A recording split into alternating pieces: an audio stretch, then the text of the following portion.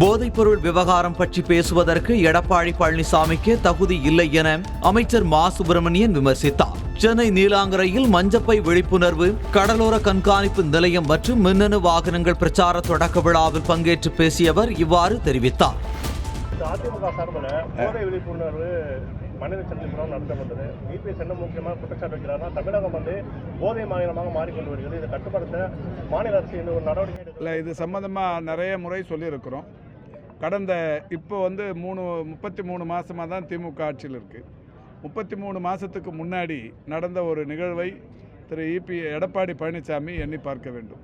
சென்னையில் தடை செய்யப்பட்ட குட்கா, பான்பராக் போன்ற போதை வஸ்துக்கள் அதிக அளவில் கிடைக்கிறது என்று சட்டமன்றத்தில் திமுக சட்டமன்ற உறுப்பினர்களின் மூலம் குற்றச்சாட்டு எழுப்பப்பட்டது. அதெல்லாம் இல்லைன்னாங்க. உடனடியாக மறுநாளே சட்டமன்றத்திற்கு 21 சட்டமன்ற உறுப்பினர்கள் சென்னையில் மிக தாராளமாக கிடைக்கிற அந்த குட்கா, பான்பராக் போன்றவற்றை சட்டமன்றத்திலே எடுத்து காட்டினோம். அதில் நானும் கூட ஒருவன். அப்படி எடுத்து காட்டியதற்கு பிறகு என்ன செய்திருக்க வேண்டும்? ஒரு நியாயமான முதலமைச்சர் என்ன செய்திருக்கணும்?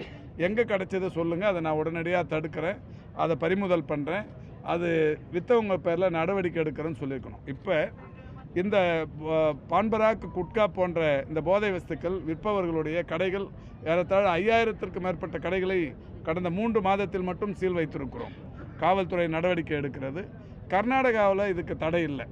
கர்நாடகாவிலிருந்து இந்த மாதிரியான பொருட்கள் எல்லாம் மிக எளிதாக கடத்தி வருகிறார்கள். காவல்துறையினர் பெரிய அளவில் சிரமப்பட்டு அதை தடுத்து இன்றைக்கி நடவடிக்கை எடுக்கிறோம். நிறைய பேரில் குண்டாஸ் போட்டிருக்கிறோம். நிறைய இந்த மாதிரியான இந்த போதை வஸ்துக்கள் விற்பவர்கள் மீது நடவடிக்கை என்பதையும் கடந்து அவருடைய பணப்பரிமாற்றங்கள்லாம் தடுத்து நிறுத்தப்பட்டிருக்கிறது.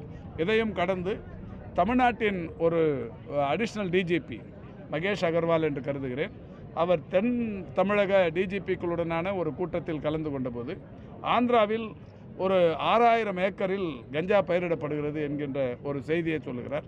உடனடியாக ஆந்திர அரசு அவரிடத்தில் தகவலை வாங்கி அந்த ஆந்திராவில் பயிரிடப்படுகிற 6000 ஏக்கர் கஞ்சா பயிரையும் அழித்தார்கள். தமிழ்நாட்டை பொறுத்தவரை, தமிழ்நாட்டில் மட்டுமல்ல, தமிழ்நாட்டை பொறுத்தவரை 0% அந்த கஞ்சா கல்டிவேஷன்.